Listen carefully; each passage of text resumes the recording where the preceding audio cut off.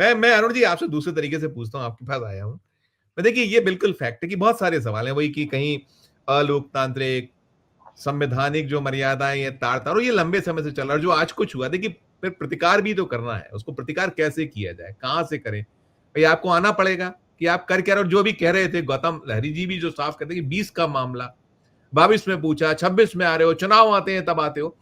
मैं इसको ऐसे पूछूँगा अरुण जी आपसे, आपको ध्यान होगा, देश को ध्यान है पूरा कि वो जो तमिलनाडु में जयललिता की साड़ी खींची गई और उसके बाद फिर जब वो पावर में आई थी, तो कैसे उन्होंने अल सुबह तड़के वहाँ के जो पूर्व मुख्यमंत्री हो गए थे, कैसे खींच के वो पुलिस ले गई थी। तो ये तो बड़ा है कि वो वहाँ से एपिसोड शुरू हुआ था, उसका विस्तार हुआ। अब ये कितने और आगे विस्तार जो अभी कह रहे हैं, देखिए वो भी चिंता का विषय है कि संवैधानिक जो पद हैं, उनकी मर्यादाएँ तार-तार, लोकतंत्र जार-जार। तो ये क्या ये उसी और देश हम आगे आने वाला जो हमारी जो पीढ़ियाँ हैं, आगे हम कुछ सालों बाद ये सब भी देखेंगे कि कैसे एक पूर्व प्रधानमंत्री को खींचा जा रहा है या कैसे एक पूर्व केंद्रीय गृह मंत्री को खींचा जा रहा है।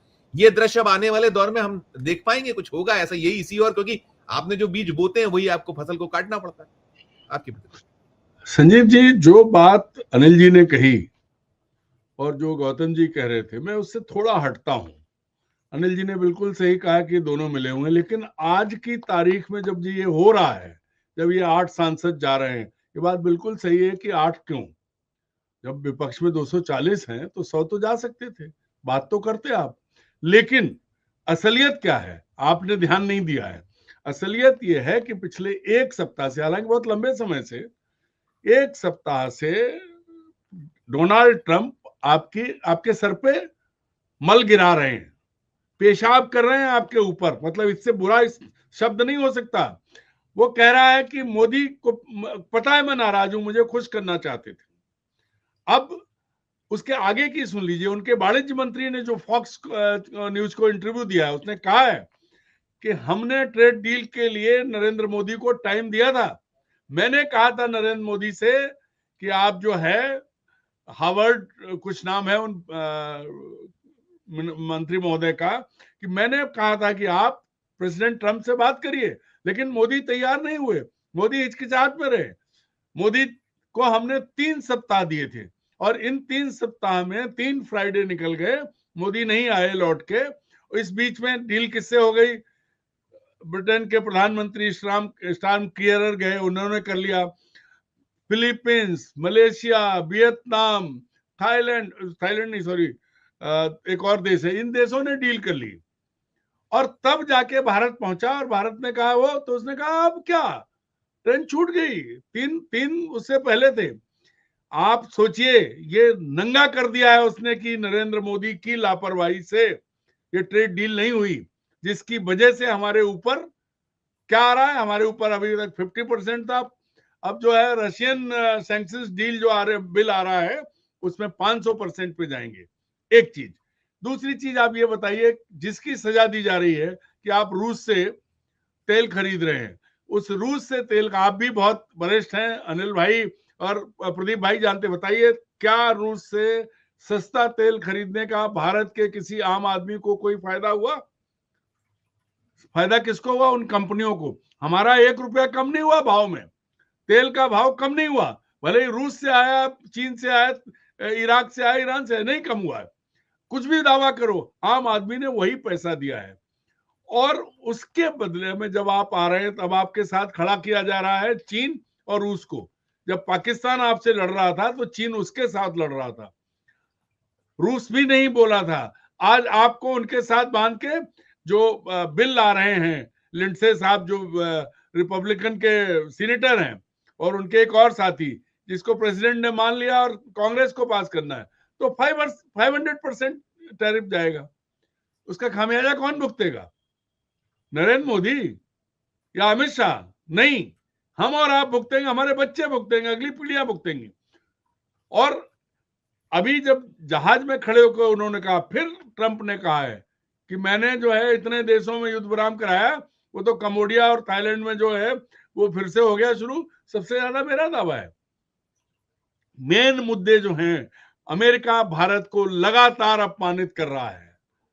ये देश के चुनाव, देश के भीतर ममता बनर्जी और मोदी की लड़ाई जो है ना, पूरा देश जानता है कि ममता क्या करने वाली है और मोदी क्या कर रहे हैं। लेकिन पूरी दुनिया में जो आपका अपमान हो रहा है, पूरी दुनिया में आपको जो बेइज्जती हो रही है आपकी, किस बात के लिए? आप कहाँ हैं? क्या आप रूस के दोस्त हैं, कट्टर दोस्त हैं? क्या आप ये कहने की स्थिति में हैं कि हम रूस के साथ हैं? नहीं। क्या आप चीन को दोस्त मान लेंगे? वो सबसे ज्यादा असर तो उस पर पड़ेगा, वो चीन जो पाकिस्तान के साथ लड़ा। नहीं। क्यों नहीं? आपने जब 3 मौके दिए गए थे, आपने क्यों ट्रेड डील नहीं की? इसका कोई जवाब है? नहीं। और इसके आगे क्या हो रहा है? इसके आगे हो रहा है जो आज हुआ, जिसकी बात अनिल भाई ने कही कि आ जाओ भाई, ममता जी कल ले गई, आज सांसद पहुंच गए। इसके आगे एक और चीज हुई है, वो हुई है हरिद्वार को। अब हरिद्वार में बाबाओं ने और गंगा सभा ने मांग कर दी है कि मुसलमानों को मत घुसने दो, धर्म क्षेत्र है।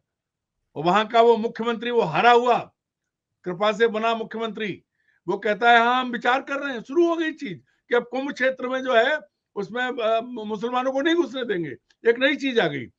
कल ये जो नोएडा का जो योगी योगी के दौर में भी उठा, योगी में भी उठा अभी था। अभी अभी सुनिए इसको और आगे चलिए। आपको सबको तीनों लोग बहुत, मतलब अनिल जी सबसे वरिष्ठ हैं। मोहम्मद गजनवी ने सोमनाथ का मंदिर तोड़ा था, कई बार तोड़ा था और अरबों रुपया लूट के ले गया था वहां से। उसको रिस्टोर किसने कराया? 11 जनवरी को वो सोमनाथ ट्रस्ट के अध्यक्ष नरेंद्र मोदी, जो भारत के प्रधानमंत्री भी हैं, वहां स्वाभिमान यात्रा निकालने जा रहे हैं। काहे का स्वाभिमान? एक आताई आक्रांता लुटेरा आपका मंदिर ध्वस्त कर गया, हजारों लोगों को मार गया। वहां स्वाभिमान किस बात का? कि वो उसने तोड़ दिया, हमने बना लिया। इसकी 2 किलोमीटर की यात्रा निकाल रहे हैं, घोड़ा आगे चलेंगे, बीच में मोदी जी चलेंगे। फिर मीडिया क्या है, वो पापा की परियां और पापा के पुत्र जो हैं वो वही दिखाएंगे। इन सब चीजों से असल बात, पूरी दुनिया में आप बेइज्जत हो रहे हैं। बंगाल का क्या होगा, बंगाल के लोग जाने। बंगाल भारत के बीच का है, लेकिन दुनिया में भारत जिस तरह से बेइज्जत आज हो रहा है, और उससे ध्यान बटाने के लिए क्या आप, ठीक अब ठीक। इससे ज्यादा नीच कोई चीज हो सकती है इसकी नीचा कि मोहम्मद गजनवी ने जब देश की ऐसी तैसी मंदिर लूट के वो कर दिया, उस मंदिर को आप स्वाभिमान पे ले जा रहे हैं। नहीं, बिल्कुल बिल्कुल अरुण जी, बिल्कुल अरुण जी। मैं और एक टिप्पणी प्रदीप जी आप करिए, यही इसी पे कर रहा हूं। इसके बाद ममता जी ने जो कल किया, आज जो 8 सांसद गए, ये भी सब है। कितना दिखाया गया? ये सारे मुद्दे जो हैं, जो ट्रंप जुतिया रहा है, उससे बचाने के लिए हैं और कुछ नहीं है। बिल्कुल बिल्कुल बिल्कुल बिल्कुल। अरुण जी, ये जो बात हो रही है, देखिए अब कहाँ हम इसलिए भी चर्चा करनी पड़ती है कि जो आप जिस तरह के बयानबाजी, जैसे ममता बनर्जी का बयान है कि मेरे पास शाह के खिलाफ पेन ड्राइव है, तब इस स्तर तक आ जाता है मामला। यहां तक है, एक तो ये हो गया, ये सारा आपने सबको सुना, तो ये इस तरह की चीजों का होना, तो जिक्र तो या चर्चा तो हमको करनी पड़ेगी। दूसरा, जो आप पहले चरण में बात कर रहे थे कि हम खामोश हैं, और फिर ये भी हुआ कि डिरेल करना है संसद का जो सत्र है, तो सब चीजें हैं। अब डेनमार्क से आ गया, डेनमार्क ने कह दिया कि आइए आप, हम भी गोली चलाएंगे, युद्ध के लिए तैयार हैं। कहां ठहरता है डेनमार्क? तो ये जो चीजें हैं, मतलब सबको इस सब संदर्भों को लेते हुए आप समाप्त करिए। अब आपने वही बात कह दी जो मैं कह रहा था कि जब डेनमार्क जैसा, जिसके जो नो आर्मी विदाउट आर्मी वाला देश है, वो कह रहा है कि आओ, और यहाँ रोज ट्रंप बेइज्जत कर रहा है। उसके वाणिज्य मंत्री ने कह दिया, उसके एक सीनेटर ने तो लाके रखड़ा कर दिया। वो खुद कह रहा है हालात लगातार 500% टैरिफ पर आप आ रहे हैं और आप बहाना क्या ढूंढ रहे हैं? आपके मुंह में जबान नहीं है, आप देश के प्रधानमंत्री हैं। आप कहाँ Donald Trump, my dear friend Donald Trump, अब की बार ट्रंप सरकार, ये सब किसने किया था? और अभी जो प्रदीप भाई कह रहे थे कि कौन बचा, अरे भाई नरेंद्र मोदी सबको खत्म करके आए थे। गुजरात में खत्म करके आए, आते ही उन्होंने लालकृष्ण आडवाणी को खत्म किया। अब कहाँ है, कौन है? राज्यों में सरकार देख लीजिए, कोई कैबिनेट का एक मंत्री, मोदी की कैबिनेट का मंत्री अगर इंडिपेंडेंट कभी कोई बात करता दिखे तो बताओ। राज्यों में जो उन्होंने collection agent cum chief minister appoint किए हैं, उनकी हालत देख लो। वो भी अपनी किसी कैबिनेट के, मध्य प्रदेश में भी जो झगड़ा हो रहा है वो काहे के लिए हो रहा है? मूल बात यह है कि नरेंद्र मोदी एक नया पैटर्न लाए थे पॉलिटिक्स का। ये पॉलिटिक्स ये थी कि डेमोक्रेसी की आड़ में वो चुने हुए हैं, वो प्रथम सेवक हैं, वो फांसी लगने को तैयार हैं, लेकिन उन्होंने जिस तरह की तानाशाही इस देश में दिखाई, उस तरह की तानाशाही तो जो तानाशाह आए थे, चाहे वो उसको औरंगजेब कह लो, चाहे उसको तैमूर लंग कह लो, चाहे उसको दूसरे जो आए थे, वो सब छोटे पड़ गए हैं इनके आगे। आज की तारीख में जब आप लगातार देखिए, विश्व स्तर पर इतना अपमान कभी नहीं हुआ।